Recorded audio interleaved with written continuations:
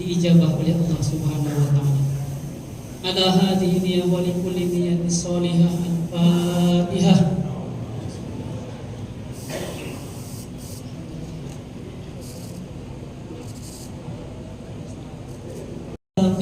Warzuqna jantinaba. Allahumma inna nas'aluka ridhaka wal jannah wa na'udzubika min syahwatika wan nar. Allahumma inna nas'aluka salamatan fid din wa afiyatan fil jasad.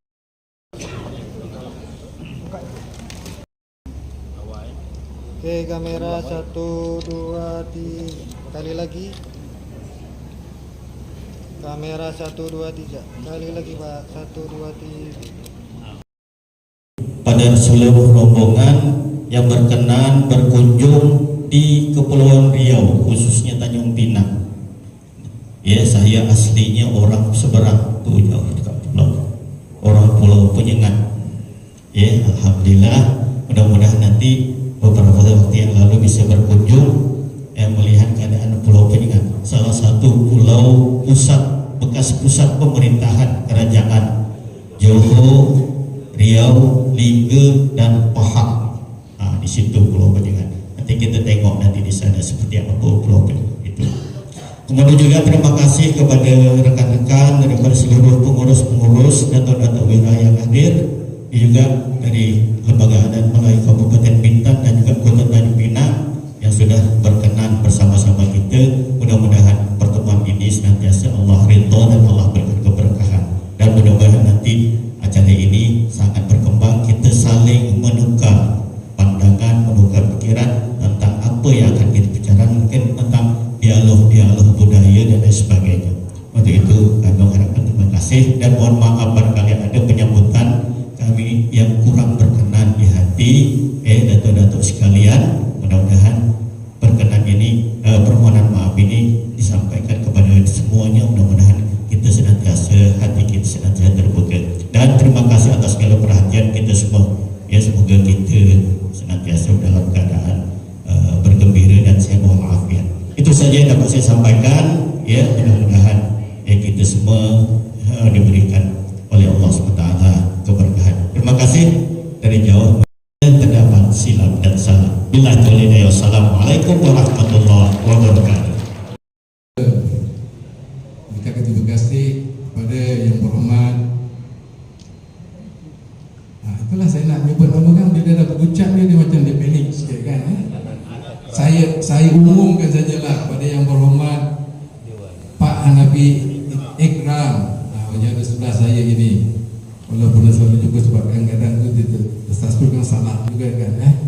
Begitu juga Bapak yang berusaha, yang saya amat hormati, Bapak Ketua, di sini panggil Kepala Adat ya Pak, Ketua Adat, Ketua Lembaga Adat, Ketua Lembaga Adat. Terima kasih Pak atas sambutan yang diberikan ini. Dan kemudian yang tidak dilupakan juga kepada Bapak Kepala Dinas Kebudayaan Pak Dr. Terima kasih Pak Dr. ini dengan saya dah macam sahabat lama, dah begitu lama jumpa. Hari Rabu kita sambut pula beliau nanti akan ke Melaka, InsyaAllah adat, InsyaAllah kita bawa adat. Kemudian di sebelah saya ini yang sebenarnya ketua rombongan pengetua-pengetua dan juga guru-guru besar negeri Melaka. Jadi lepas ni kita minta dia cakap lah. Saya ni lebih pada narasumber, penyelidik, peneliti yang telah pun berbincang, tapi masih lagi berminat dengan bidang-bidang yang berkaitan dengan adat dan sejarah ini. Kita ada bapak sekalian, pada saya ucapkan jutaan terima kasih kepada sambutan yang begitu bermakna buat kami. Dan semoga pertemuan ini bukan hanya untuk pertemuan pada hari ini, tapi juga pertemuan yang seterusnya pada masa-masa yang akan datang. Kerana adat kita orang Melayu di Melaka khususnya dengan di sini tidak banyak berbeza. Semuanya hampir sama, cuma dari segi pelaksanaan barangkali. Kalau di Melaka dari segi adat barangkali dia tidak ada yang itu khusus berbanding macam di Negeri Sembilan. Negeri Sembilan itu dia ada pepatihnya dan sebagainya. Di Melaka ini dia dipanggil sebagai adat Temenggung. Adat Temenggung saja kan. Dan kalaupun ada yang adat pepatih itu di sebelah bersebelahan dengan Negeri Sembilan. Misalnya di Lubuk Cina, di Alur Gajah, itu ada pepatih. Tapi di kawasan lain itu majoritinya menggunakan adat Temenggung. Jadi adat Temenggung ini agak lain sikit lah. Cuma adat Temenggung itu barangkali lebih kurang juga dengan kat sini ya. Jadi untuk makluman kawan-kawan pengetua sekian, kalau didengar percakapan bapak-bapak dan ibu-ibu sini tadi, memang tidak jauh bezanya dengan kita di Melaka. Jadi saya kira itulah root kita ataupun asal-usul kita dengan rumpun yang sama. Jadi sekarang ini kita nak kembalikan untuk keharmonian dan juga untuk silaturahim kita keputusan pada masa-masa yang akan datang. InsyaAllah. Jadi itu saja yang saya nak sampaikan. Sebelum nanti saya akan jadi narasumber kalau ada perkara yang nak disebutkan. Jadi terima kasih lagi atas sambutan. Saya mulakanlah dengan salam daripada Melaka. Salam Melaka Maju Jaya. Rakyat bahagia, insyaAllah negara dunia. Bijak sana tua, berani sana cepat.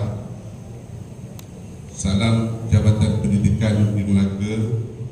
Pendidikan berkualiti, insan terdidik, negara sejahtera. #Tim JPN Melaka yang berusaha yang Bapak Hanafi Ikram, anggota DPRD. Maaf kalau saya sebut. Yang saya hormati Ketua Lembaga Adat Haji Raja Al-Hafiz.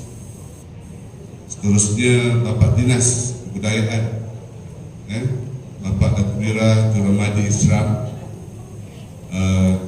Pegawai Adat Tanjung Pinang dan juga Pulau Riau.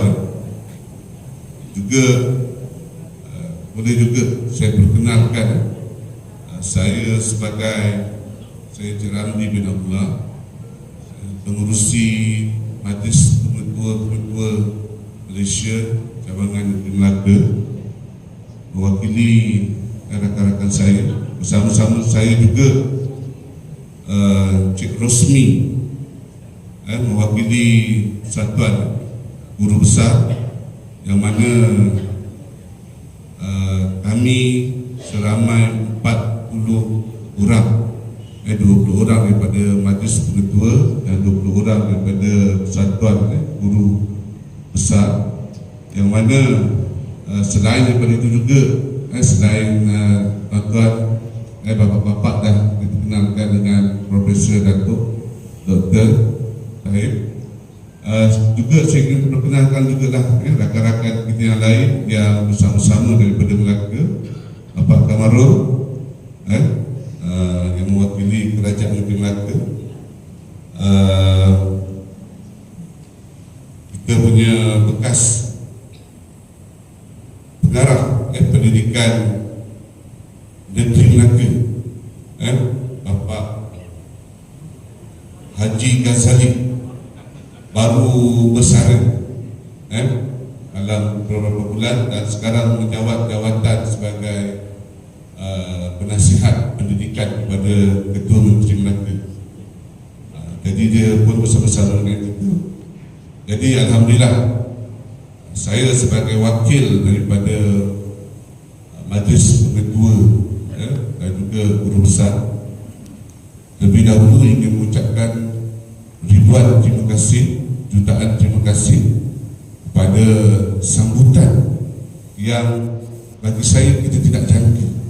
Satu sambutan yang saya rasa sambutan negeri yang bersifat VIP.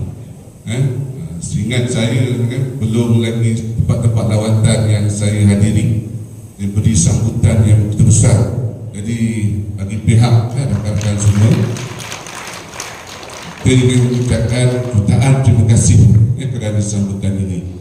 Jadi sebenarnya lawatan yang kita ingin buat ini adalah satu lawatan untuk melihat bagaimana suatu perjumpaan ini bermula dengan satu perjumpaan junjung hormat pihak LPSM dan juga pihak guru besar bersama Ketua Menteri Melaka, di mana Ketua Menteri Melaka suka menceritakan bagaimana sejarah Hang Tuah, dan akhirnya kita dibelawa oleh Ketua Menteri Melaka untuk pergi melihat sendiri, dan alhamdulillah hari ini terkabul hasrat kami untuk sampai ke sini.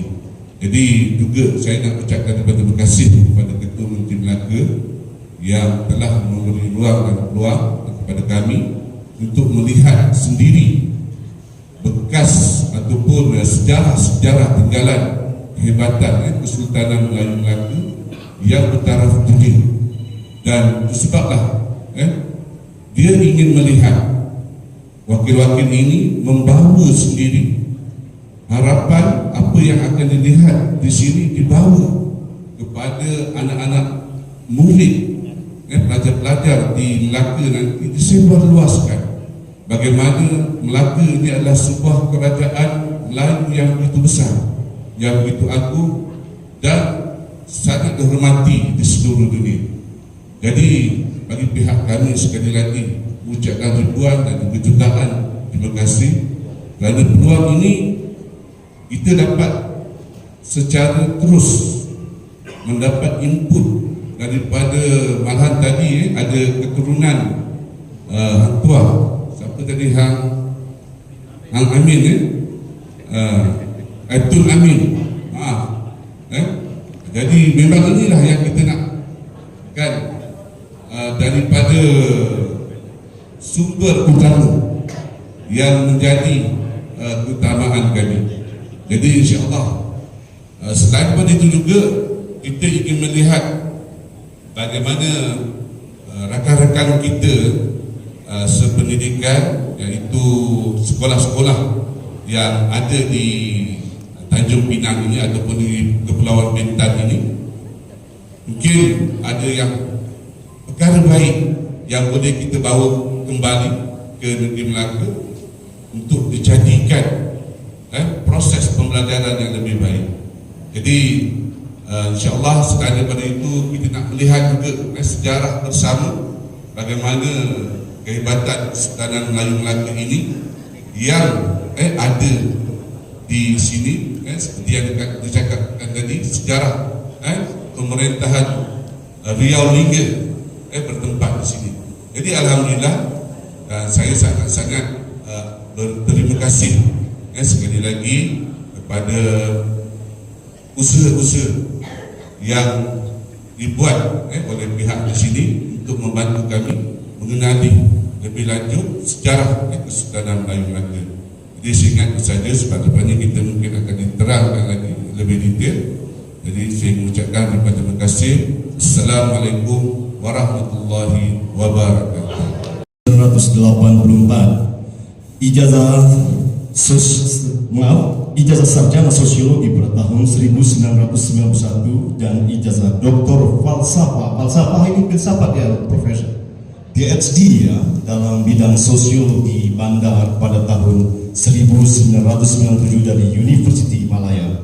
Beliau telah memulakan kerjanya di Universiti Teknologi Malaysia sebagai penolong pesara A atau E pada tahun 1985 dan menjadi pesara pada tahun 1992 serta Profesor Madya pada tahun 1999. Seterusnya dilantik sebagai profesor di University Technical Malaysia Melaka atau UTM mulai 1 September 2004. Luar biasa profesor, tepuk tangan. Inilah beliau Profesor Dr. Muhammad Tayyib bin Haji Doro. Mohon maaf Profesor jika ada salah-salah ya. Baik, untuk selanjutnya narasumber kita yang kedua, beliau lahir pada 8 April 1972 di Pulau Penyengat, Tanjung Pinang, Kepulauan Riau. Kerjaya sebagai penggiat kebudayaan, jawatan Ketua Yayasan Kebudayaan Indra Sakti, dan Ketua Pusat Maklum Kebudayaan Melayu Pulau Penyengat. Anugerah yang pernah diperoleh yaitu Anugerah Kebudayaan Indonesia (AKI) pada tahun 2005 sebagai individu peduli tradisi, Anugerah Nugra Jasa Dharma Pustaloka tahun 2021 dari Perpustakaan Nasional Indonesia atas dedikasi sebagai penyelamat naskah kuno atau manuskrip Melayu di Kepulauan Riau. Buku yang pernah beliau tulis yaitu Dermaga Sastra Indonesia, Riwayat Hidup dan Perjuangan Raja Ali Haji, Riwayat Hidup dan Perjuangan Sultan Mahmud Riayat Shah, Raja Haji Fisabilillah dalam Perang Riau, dan aktif sebagai informan kebudayaan Melayu khas Riau. Beri tepuk tangan kepada Raja Malik Hafriansah. Mohon maaf Pak Rajo jika ada salah-salah menyebut. Baiklah, saya tak payah berpanjang lebar lagi ya tuan-tuan. Kalau saya berpanjang lebar terlalu panjang, kesian buat puan-puan, dan terlalu lebar kasihan buat tuan-tuan. Baiklah, langsung saja kita masuk ke sesi pemaparan materi. Untuk ketika itu apabila kejatuhan kerajaan Sriwijaya, kerajaan Sriwijaya pada kurun awal kurun yang ke-13 kita 1209 dan sebagainya, itu anak-anak Raja Sriwijaya ini kemudian turun ke Palembang, di Bukit Seguntang dan sebagainya, kan lari bawah inilah ke Bintan ini, dan kemudian anak Raja Sriwijaya ini ada antaranya yang disebut sebagai Parameswara itu terus ke Temasek, yang dikenalkan sebagai Singapura, dan kemudian daripada di Singapura dia mengalahkan Raja Singapura, kemudian berlaku perbalahan, dia dikejar semua, dan akhirnya dia lari ke Muar dan juga terus ke Melaka. Nah, sebab itu dikatakan bahawa Parameswara keturunan anak Raja daripada Sriwijaya inilah yang membuka Melaka.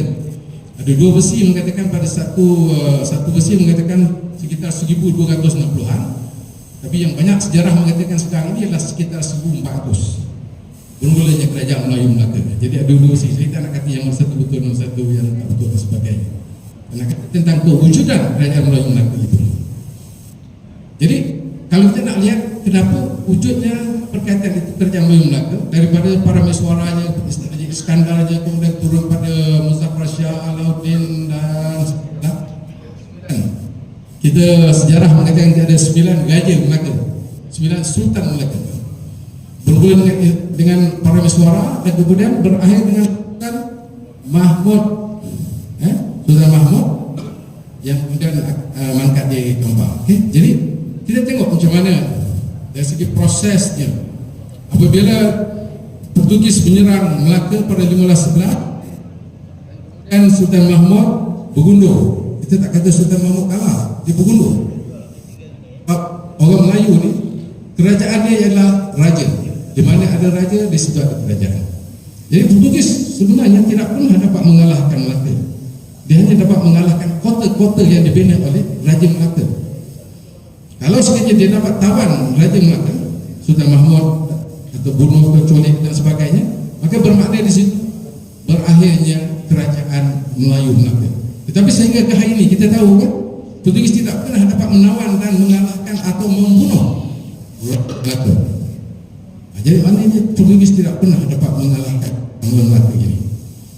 So apabila Sultan Mahmud bergundur, dia bergundur ke Pagoh pergi ke Pahang, daripada Pahang kemudian ke Johor, akhirnya dia balik ke Mari. Ini yang kita nak katakan tadi. Apabila dia kembali semula ke Bintan, kenapa dia tidak pergi ke tempat lain? Kenapa dia tidak pergi ke Sulawesi? Kenapa dia tidak pergi ke tempat lain?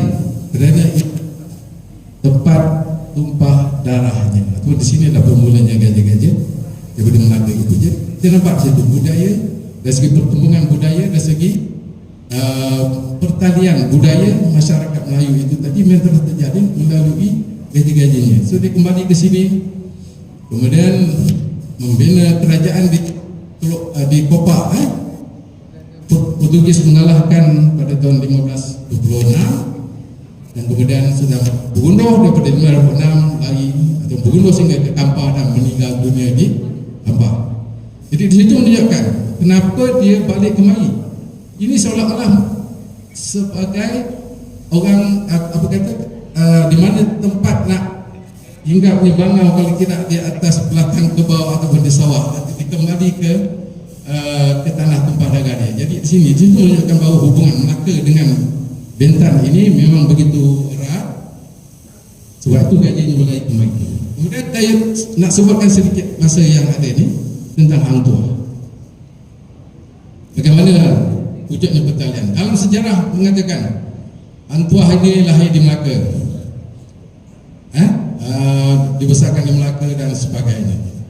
Jadi ini yang kita nak sama-sama perhalusi dan meraihkan.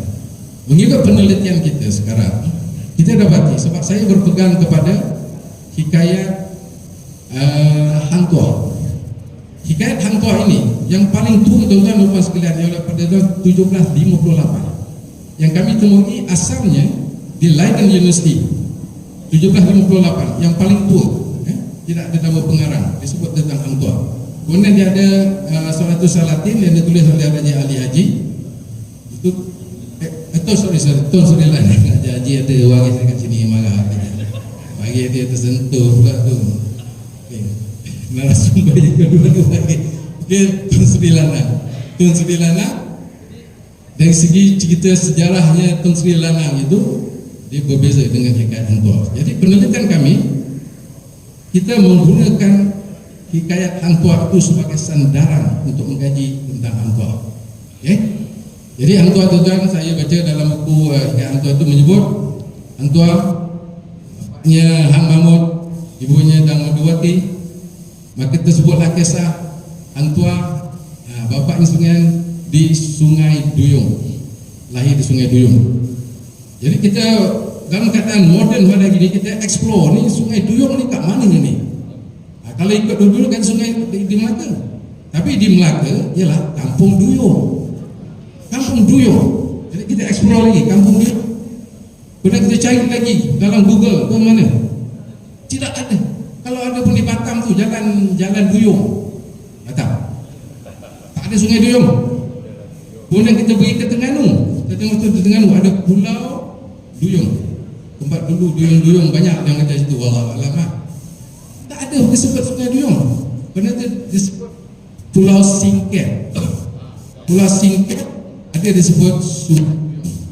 Jadi kawan saya Profesor Muhammad Haji Sani di buat kajian itu pergi ke Sungai Duyung di Pulau Singket. Dia mendapati ada ciri-ciri tentang Hang Tuah. Misalnya perkampungan dia, ada perigi dia dan sebagainya, ada petanda-petanda bahawa dia adalah orang di situ, ada tempatan sebagainya dan sebagainya.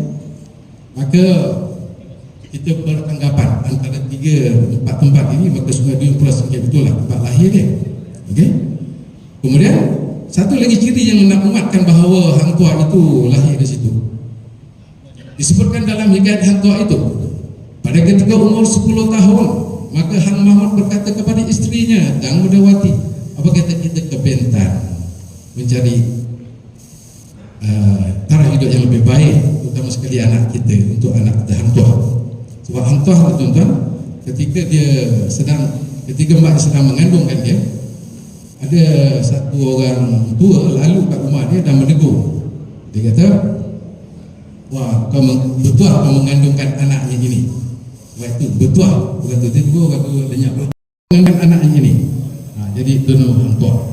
So apabila berumur 10 tahun, dia kata pergi ke Bintan. Tuan-tuan dan sekalian, di sini satu lagi yang menguatkan kita bahawa Hang Tuah itu berasal daripada berdekatan dengan kawasan Bintan ini. Kerana nak ke Bintan, dari Pulau Singket ke Bintan tu, saya tak pernah pergi ke tuan-tuan, tapi kawan saya yang nak pergi tu, dia buat kata mungkin dalam 4-5 jam. Kampung YB sebelah, berapa jam YB? Berapa jam ke situ ke sini? Naik kapal. Mana dulu ada pesawat. Dulu naik sampan je. Ada 5 jam, 6 jam. Lebih kurang, katalah 6 jam. Bergantung badangan juga, katalah 1 hari juga kan dulu. Jadi itu Pulau Singket kemari tuan-tuan. Tapi kalau sekiranya dia dilahirkan dan dibesarkan di Melaka, okey, lagi lama. dan apa keperluan dia untuk datang ke sini. Sedangkan pada tahun 1431 tu lebih kurang dia lahir itu, Melaka dah ada, dah wujud dan sebagainya. Jadi tidak ada keperluan kita melihat dia datang ke sini untuk menuntut ilmu ataupun nak jual nasi lemak atau apa dia nak jual nasi lemak dan sebagainya, dia bentar lah kan. Dia Melaka kan. Jadi daripada Melaka nak ke sini jauh. Kita rasa macam tak apa nak logik perkara tersebut.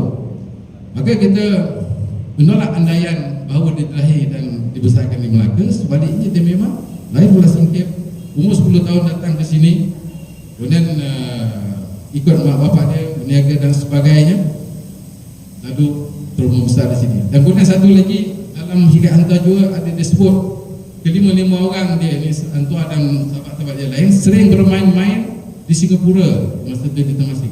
Jadi kalau dari sini nak ke Singapura lebih dekat lagi. Apa pula dia nak buat daripada Melaka nak pergi Singapura? Ini berdasarkan pada hikayat hang tua tu. Maka kita beranggapan walaupun ini masih lagi dalam proses pencarian jawapan dan sebagainya, hang tua dia sebenarnya kami peneliti lahir di Pulau Singkep, umur 10 tahun di sini, kemudian tu umur 17 tahun dia mengalahkan orang yang mengamuk di depan bendahara, di kampung bendahara. Saya tengah cari sekarang, ada tak nama kampung bendahara di sini? Ada? Itu lagi mengesahkan. Sebab di Melaka tak ada kampung bendahara. Tidak ada kampung bendahara. Jadi dari situ bendahara ni ambil dia, dan kemudian tu barulah dia berhijrah ketika berumur 17 tahun, berhijrah ke Melaka, dan kemudian menjadi biduanda di istana, dan kemudian naik meningkat dipercayai oleh raja dan juga bendahara. Ketika itu terutama sekali Tun Perak, dan kemudian dia telah mengalahkan Tamim Sari kepada Majapahit, dia dilantik menjadi Laksmana dan seterusnya menjadi seorang Laksmana sehingga dia meninggal dan sebagainya. Dan 5 minit sikit orang diplomatik sehingga mula-mula tempat dia pergi. Saya pergi ke Jepun, ada dia punya keris dengan dia punya surat di Okinawa. Ke India ada dia punya filem, ada dia punya patung yang berkuda membantu kerajaan Wijaya di India. Banyak lagi tempat-tempat ini membuktikan bahawa Tuan wujud berkhidmat di Melaka. Dan kemudian sampai satu peringkat dia meninggal pula ceritanya. Mengikut hikayat hang tua, dia kata hang tua hilang, gaib. Mana ada maksud ni yang gaib? Dia ada, kita kalau orang Islam kita ada 5 nabi dia yang belum meninggal, yang lain terus meninggal kan. Jadi tak boleh nak terima. Mengikut ikat hang tua besi Tongkola, dia mengajuk lari ke Palembang. Maka adalah dia meninggal di Palembang, dia tak nak balik lagi. Maka saya pergi tengok makam di Palembang itu, tidak boleh dipercayai sebab itu makam yang masih agak baru. Dan kemudian bila tanya dengan penjaga kubur, dia kata ini adalah Pasyik daripada Arab, bukan yang tua. Kita tolak. Di Melaka kita pun tak dapat sumber sebab dalam sejarah Melayu dia kata meninggal dan dikuburkan di Tanjung Kling, tapi tak ada dia punya alasan yang kukuh. Satu lagi yang kita temui baru-baru ini yang disebut jadi diakui oleh kerajaan Kepulauan Riau ini ialah di kaki Gunung Lentan. Memang itu nanti nak bawa semua pengetua-pengetua grup besar ini sebenarnya adalah orang-orang yang banyak memahami ilmu pengetahuan tentang sejarah. Jadi itu yang kita nak bawa sekali, tunjukkan makam hang tua yang telah dipersetujui oleh kerajaan Kepulauan Riau ini. Pagi Jumaat petang kita akan naik. Jadi di situ kita akan tengok sejauh mana penelitian tersebut. Jadi ini juga sebagaimana saya sebutkan tadi, hang tua dia walaupun dia dah mengajuk, tak mau lagi berkhidmat sebab dia berkhidmat sehingga tahun 1495. Dia dilahirkan 1431 mengikut kajian kita, sehingga 1511 tu dia sudah berumur 80 tahun. Dia mengajuk tak nak jadi Laksmana lagi sebab ada dua. Satu kerana dia gagal mendapatkan puteri Gunung Ledak untuk jadi isteri kepada Sultan Mahmud. Sultan Mahmud ini memang boleh tahan jugalah, dia nak ramai semua kan. Jadi puteri Gunung Ledak ni tuan-tuan, dia nak anti nyamuk lah, sebagainya jambatan emas. Itu semua boleh buat tu. Bayangkan punya kejayaan Melaka dia boleh jambatan emas pada Gunung Ledang Melaka semua boleh buat, kecuali satu je, iaitu semangkuk darah anak raja dia, anak dia, iaitu Raja Ahmad. Dulu kalau nak dapat darah ni tuan-tuan, kena sembelih. Betul? Kan macam sekarang kita boleh cucuk kan dapat darah. Dulu kalau nak kena sembelih, kalau sembelih matilah. Maka Raja Ahmad tu dia juga sayang, sebab Raja Ahmad tu anak tuan dia je daripada faham. Jadi itu Tuan Ahmad. Akhirnya Tuan Ahmad dia racun dia juga. Ada kubur yang nanti kalau sempat kita pergi tengok juga Raja anak Sultan Mahmud dia makamkan di sini. Jadi Baik Profesor, waktu sudah habis. Jadi saya begitulah ceritanya. Maknanya tuan-tuan, Persatuan Melayu Melaka dan juga Hang Tuah ini tidak boleh dipisahkan dengan orang Melaka secara khusus dari segi budaya dan juga dari segi warisan. Kita saling berkait rapat dan saling kita kata sayang menyayangi, perlu mengetahui antara satu sama lain dan saling berkait rapat, tidak boleh dipisahkan. Sebab itu kita datang dalam ini untuk kita mengeratkan lagi hubungan tersebut supaya berterusan pada masa yang akan datang. Terima kasih moderator. Assalamualaikum. Baik, terima kasih kepada. Kalau ada penyampaian saya yang lain daripada cerita, silakan ditegur. Harusnya di sini berdiri di sini Datuk Sri Datuk Rida Kalianti, tapi karena ada hal yang tak bisa ditinggalkan, dia berangkat, maka saya jadi wakil. Tak ada rotan akar pun jadi. Baiklah, Bapak Ibu yang saya muliakan, mungkin ini sebagai pengantar untuk kita melakukan diskusi pada hari ini. Saya mungkin mengimbas sedikit saja soal hubungan sejarah dan hubungan antara Kepulauan Riau, Bintan dan Melaka. Apa tadi sudah disampaikan oleh Prof. Dora dengan panjang lebar. Sebenarnya sama saja yang nak saya sampaikan. Tetapi baiklah, kita sekarang berada di Tanjung Pinang. Tanjung Pinang ini ibu kota Provinsi Kepulauan Riau. Tanjung Pinang ini berada di kawasan Pulau Bintan. Di Pulau Bintan ini ada beberapa kawasan-kawasan penting yang melekat di memori kolektif orang-orang Melayu. Itu ada tempat yang bernama Bintan. Jadi Pulau Bintan ada tempat Kabupaten Bintan yang kawasannya tidak jauh dari Gunung Bintan. Kemudian ada Hulu Sungai Riau atau Riau Lama yang berada di Tanjung Pinang ini, tak jauh dari JT Tanjung Pinang. Kemudian ada Pulau Penyengat. Jadi itu tempat-tempat penting yang melekat pada memori bersama masyarakat Melayu yang berkaitan dengan sejarah dan kemudian tamadun Melayu.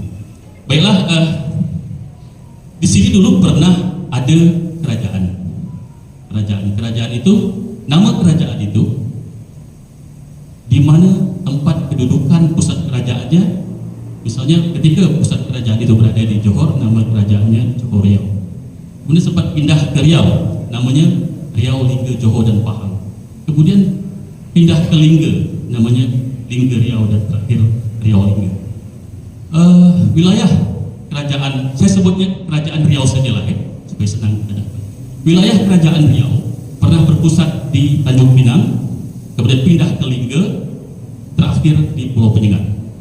Kawasannya meliputi Kepulauan Riau yang ada sekarang ini, kawasan Kepulauan Riau, ada Natuna, ada Pulau Tujuh, ada Lingga, ada kawasan-kawasan kepulauan.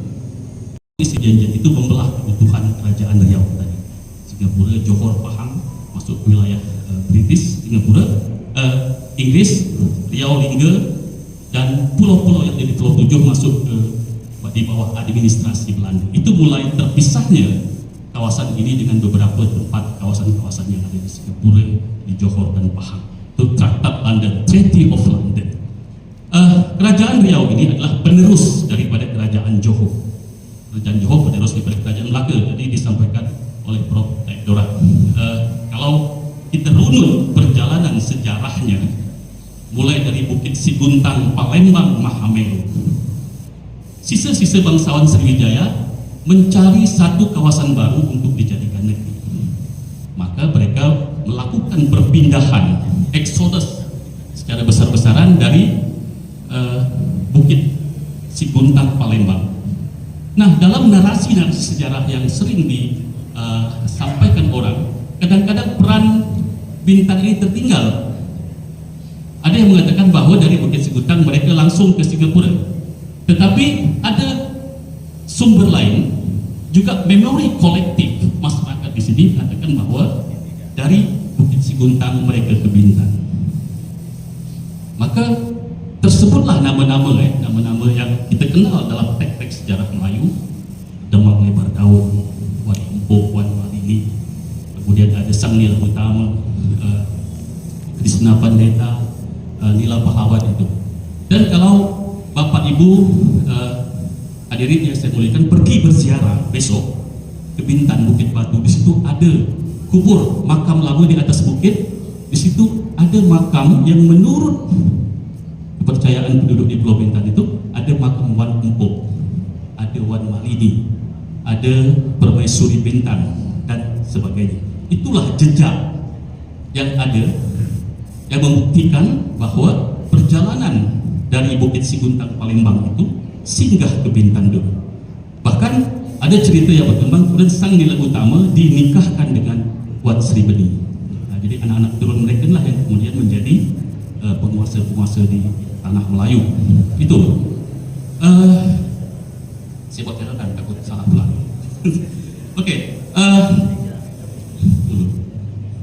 Oke, dari Bukit Siguntang Palembang Mahameru, perjalanannya dari Bukit Siguntang ke Palembang, ke Bintan.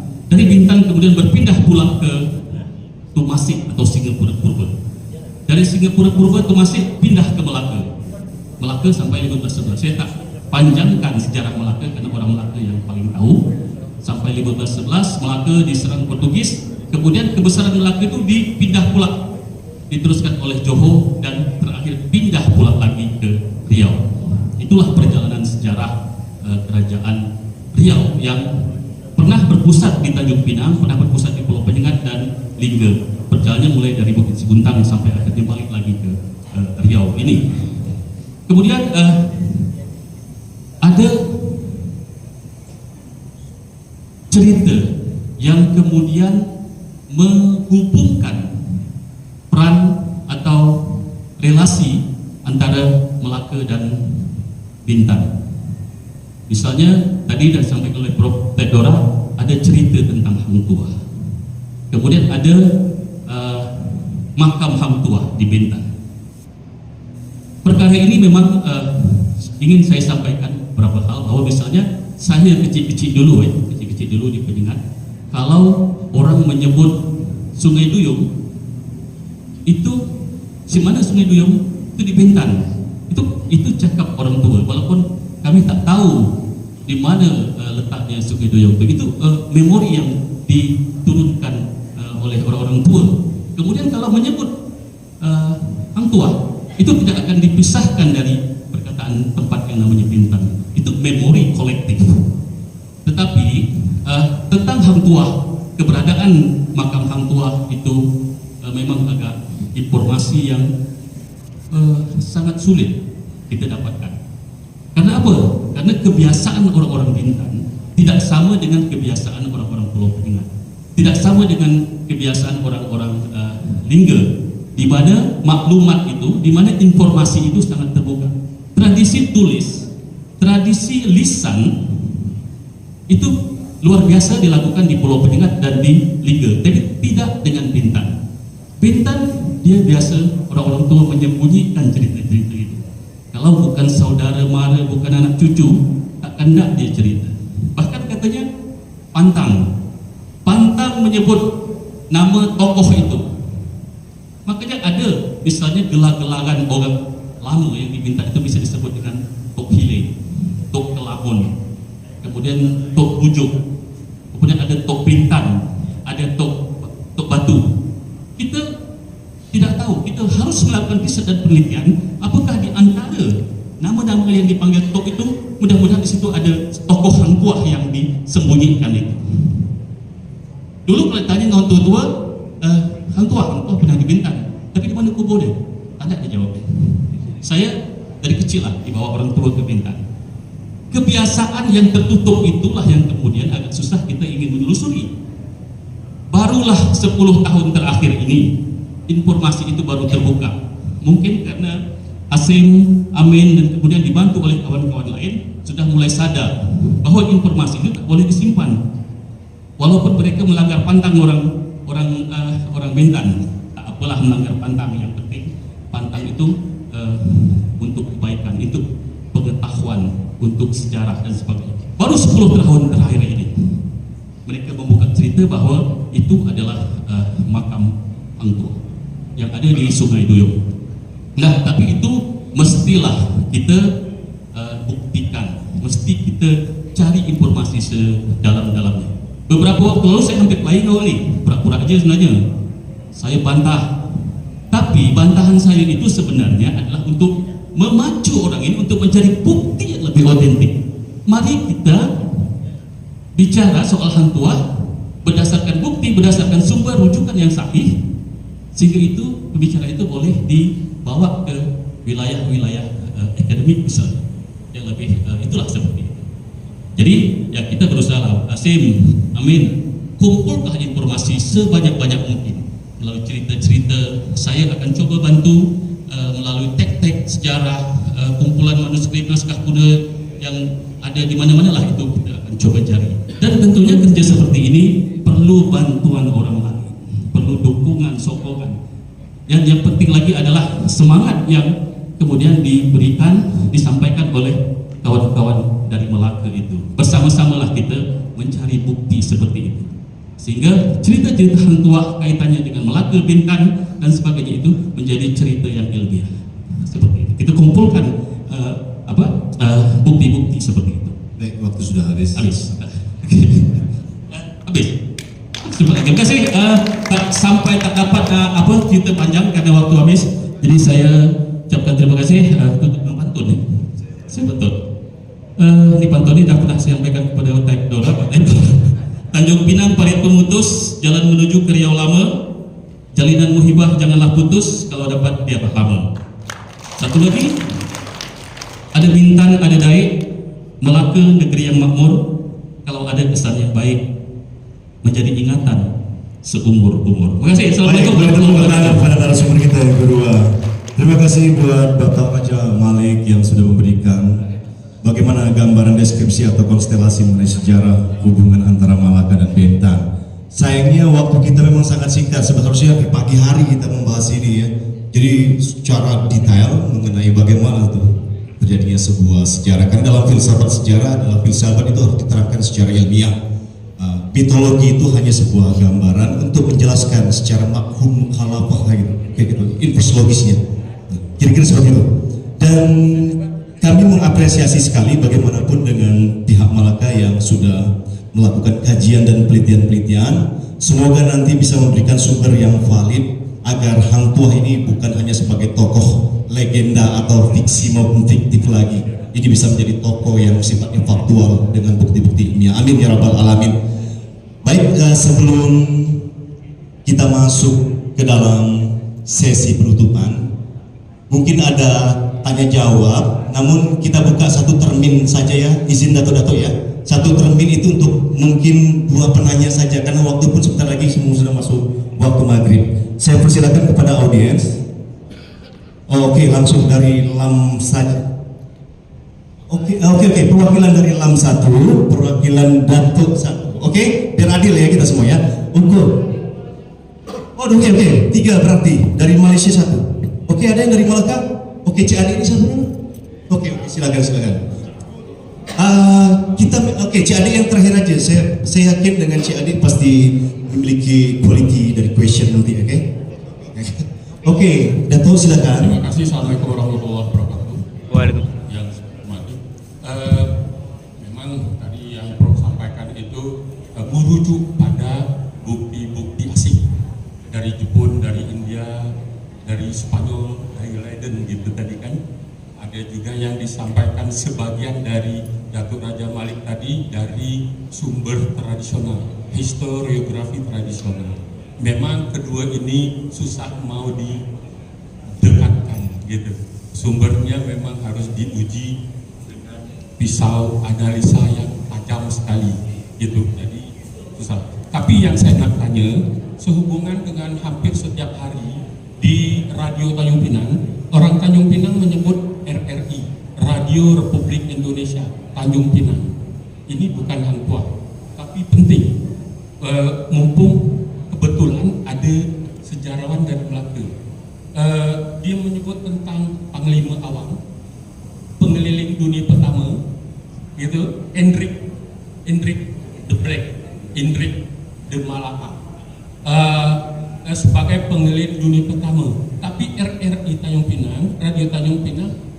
menyebut itu orang Maluku. Orang Maluku. Banyak sejarah menyebut orang Malaka. Bagaimana ini, Bro? Orang Malaka begitu, karena Awang itu nama asli orang Melayu gitu ya. Apa gitu, Bro? Terima kasih, itu saja Prof untuk diklarifikasi. Kalau memang keterangan Prof, nanti saya pergi dekat RRI. Baik. Radio Tanjung Pinang menyampaikan bahwa itu bukan Maluku, itu Malaka. Terima kasih. Oke, baik, terima kasih Dato' Atma. Kita kumpulkan dulu masing-masing pertanyaan. Untuk selanjutnya kepada Dato', silakan. Bismillahirrahmanirrahim. Dan Pariwisata Kota Tanjung Pinang, juga sebagai pengurus dari Lembaga Adat Melayu Provinsi Kepulauan Riau dan juga pengurus dari Asosiasi Tradisi Lisan Kepulauan Riau.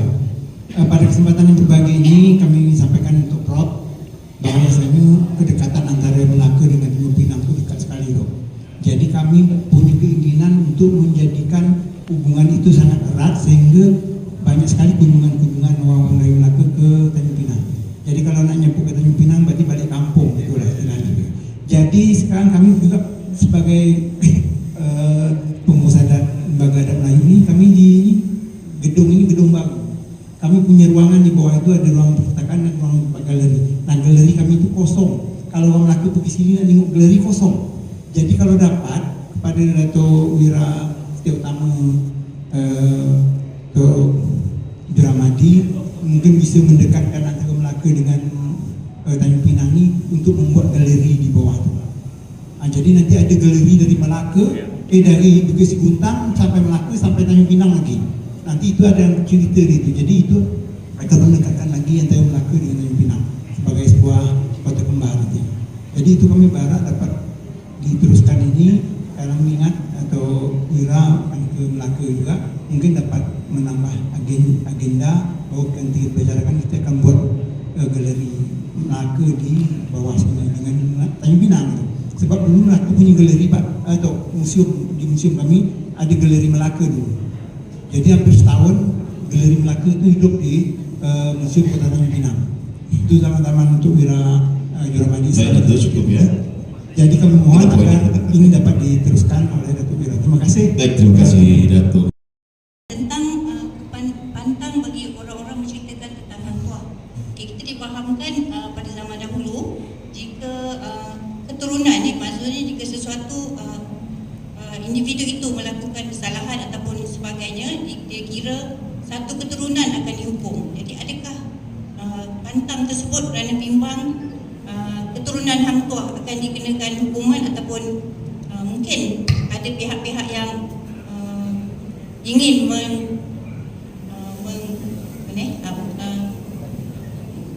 menjaga keturunan hang tuah. Saya rasa itu soalannya. Terima kasih Bapak. Okey, terima kasih Encik. Terima kasih. Saya panggil Encik aja, tak apa ya. Okey, terima kasih. Oh, Wan. Tuan Nur Azia ya. Okey, baik. Kita masuk ke pertanyaan dari Dato' Atma tadi mengenai nama Hendrik ya. Malaka tadi, apakah Maluku? Mungkin ini ditujukan untuk Profesor. Mungkin Profesor dapat menjawab langsung mengenai mana nama yang benar, apakah Hendrik Malaka atau Hendrik Maluku? Karena ini memiliki sebuah konsonan yang berbeda yang mengarah kepada dua wilayah administrasi nantinya gitu. Karena ini menyangkut sejarah nanti. Mungkin kepada Profesor saya persilakan. Kami persilakan. Terima kasih kepada yang bertanya. Kebetulan saya selepas daripada menjadi ketua pendidik untuk hang tuah, saya juga diamanahkan oleh Yang Berhormat Ketua Menteri Melaka untuk membuat kajian tentang Panglima Awang. Dan kemudian selepas Panglima Awang ini, saya juga dibuatkan kajian tentang Laksmana Cheng Ho. Jadi tiga ini diberikan tanggungjawab untuk saya buat. Okey, tak boleh. Panglima Awang ni, pertama saya nak kata kajian sedang dibuat. Okey, saya akan ke Google dan juga ke Speak pada bulan 6 dan bulan 7 untuk melihat Panglima Awang ni dia berlayar ke Portugal mengikut Magellan, dan kemudian pelabuhan di Porto dia belum tempat yang dia naik tu. Jadi soal dia ni orang Melaka ke ataupun orang Maluku, pertama tadi Pak Raja kata ini bukan spelling ejaan Jawi, tapi saya tak pastikan lagi sebab Henry the Black ataupun Henrik ataupun nama Panglima Awang ini, dia kita belum tahu lagi dalam kajian yang kita buat sekarang ni. Kita asal usul dia, tapi dia ini adalah anak murid kepada Hang Tuah. Itu yang pastinya. Sebab apa dia jadi anak murid Hang Tuah? Bukti dia jadi anak murid Hang Tuah, pertama dia adalah seorang yang pakar pelayaran. Sebab itu Magellan pegang dia untuk berlayar seluruh dunia ni. Tahu bahawa Hang Tuah adalah orang yang pakar hadi pelayaran. Sebab itu dia diamanahkan oleh Raja Melaka untuk pergi ke beberapa negara di dunia ni. So Panglima Awang adalah anak murid Hang Tuah. Dia adalah juga seorang pembuat kapal yang terbaik. Macam sebab Panglima Awang mewarisi ilmu tersebut daripada Hang Tuah.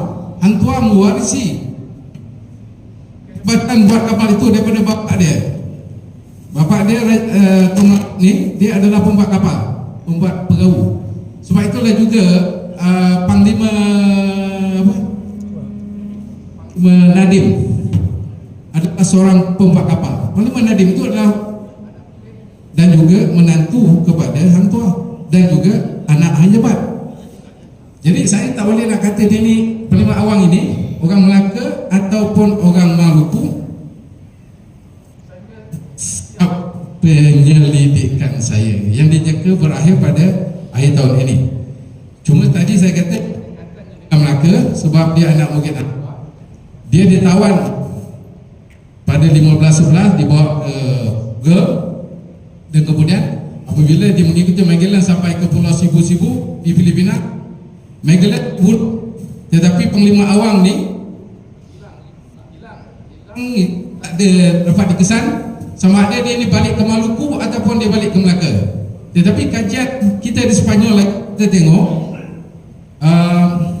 nama-nama orang yang selepas daripada pembunuhan Magellan di Filipina, beberapa buah kapal dia lari sampai ke Maluku. Kenapa tidak ada nama Panglima Awang? Kalau betul Maluku asal dia mesti nak ikut kapal tu tadi balik ke Maluku, tapi tak ada. Ini kita terasa nama Panglima Awang ataupun Henry Black atau Henrik nama dia. Tidak ada di Maluku dan kemudian tidak ada pelabuhan Sepanyol jadi balik. So dia bukan orang, bagi saya lah untuk masa ni tanggapan saya dia orang Melaka, bukan orang Maluku. Nanti apa saya akan siasat siamat lagi. Okey, yang kedua galeri adat, itu saya setuju Pak. Nanti kita akan cuba bincangkan. Galeri adat itu perlu kita buat, di Melaka pun ada, di sini pun ada, supaya nanti mengunjungi melengkapi peralatan-peralatan adat yang lain. Dan nanti pada hari Rabu ini satu rombongan, satu kumpulan daripada sini akan datang ke Melaka. Kalau berkesempatan nanti mungkin boleh jumpa dengan Tuan terutama Gubernur Negeri Melaka dan Ketua Menteri, boleh disuarakan tentang bagaimana kita dapat melengkapkan lagi galeri adat itu di Tanjung Pinang dan juga di Melaka.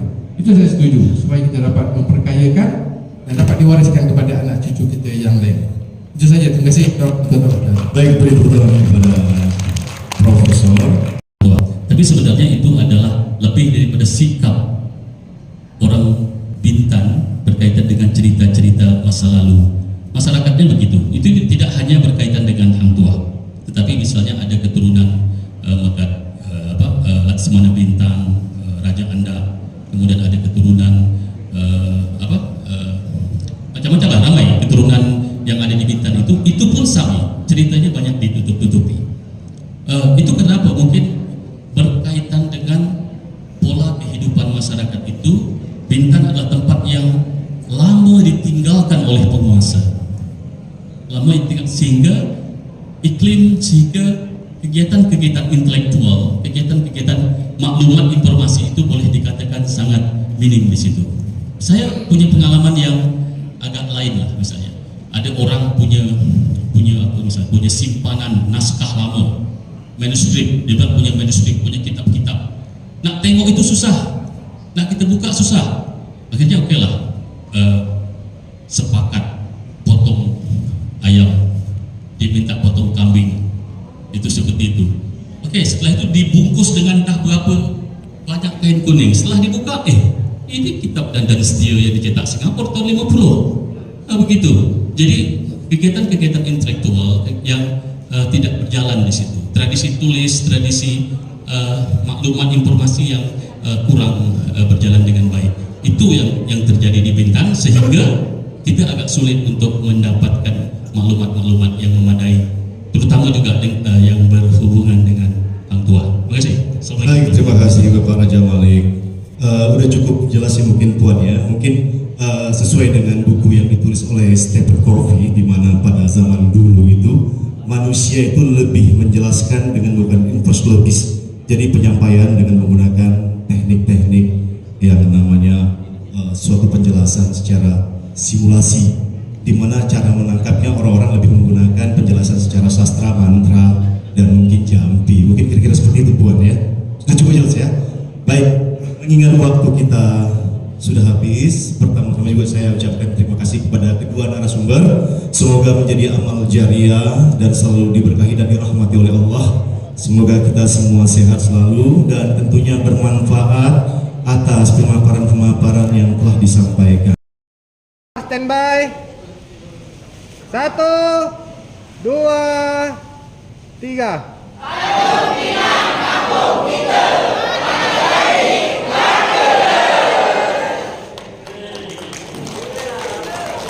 Bismillahirrahmanirrahim. Assalamualaikum warahmatullahi wabarakatuh.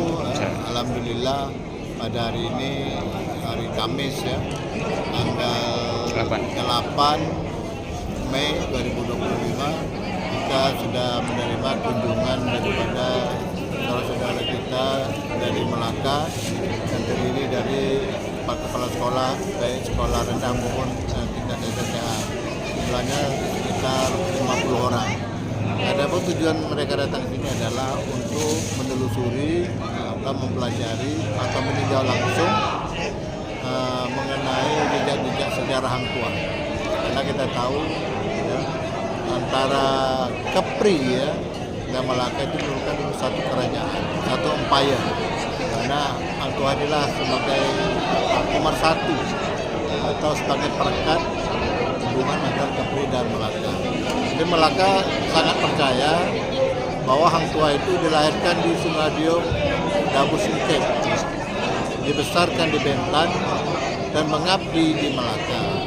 Dan setelah Melaka runtuh 1511, Hang Tuah kembali lagi ke Bintan dan mereka percaya bahwa Hang Tuah itu meninggalnya di Bintan. Karena itu mereka ingin menyusul itu, dan ini merupakan suatu hal yang sangat baik bagi kita dalam rangka mempererat hubungan dengan Melaka dan juga mempromosikan pariwisata kebudayaan di Kepri umumnya dan Bintan khususnya untuk di Indonesia. Alhamdulillah membuktikan bahwa hubungan kekerabatan, hubungan keluargaan antara Bintan dan Indonesia dan lain ini Kepri itu sangat sekali. Mudah-mudahan ke depan hubungan dua arah ini antara dua negeri ini akan terus kita tingkatkan. Jadi dalam PTMU nanti sudah disampaikan ya, kerjasama kebudayaan, pendidikan termasuk terutama di bidang perekonomian. Kita berdoa mudah-mudahan niat kita itu bisa terwujud. Demikian, terima kasih. Assalamualaikum warahmatullahi wabarakatuh. Ada pertanyaan sedikit boleh deh? Jadi dari Dinas Kebudayaan sendiri untuk menghidupkan tentang Hang Tuah ini apa program terobosan akan dilakukan? Kita sudah menulis buku tentang jejak sejarah dan kebudayaan di Kepri ini termasuk Hang Tuah. Oleh karena itu mereka menjadikan referensi Hang Tuah itu berdasarkan karya-karya yang ditulis oleh budayawan kita, terutama Datuk Ibrahim Ramsi itu menjadi referensi utama, dan ini menurut saya bertambah besar hatinya mereka, karena sejauh ini kita melihat bahwa makam Hang Tuah itu ada di Melaka, tetapi mereka menyatakan itu tidaklah benar, itu hanyalah untuk kepentingan pariwisata saja. Tetapi mereka berkeyakinan bahwa Hang Tuah itu meninggalnya di Bintan. Momentum ini harus kita ambil. Nah, besok mereka akan berkunjung ke sana karena di Bintan itu ada kampung bendahara. Walaupun sejatinya makam Tua itu masih bisa diperdebatkan, tapi kampung bendahara itu jelas ada di sana. Ciri-ciri khas misalnya Hang Tuah itu dimakamkan di sebuah bawah pohon apa saya lupa itu adanya di Bintan. Kalau memang kawan-kawan wartawan bisa mengikuti itu sangat baik sekali. Ini mudah-mudahan ini juga bisa disebarluaskan, bahwa Malaka itu sejatinya lahir di Kepri sekarang ini, besar di Kepri, mengabdi di Malaka, telah wafat kembali lagi ke Kepri, tempatnya di Bintan. Demikian, terima kasih. Terima kasih Datuk.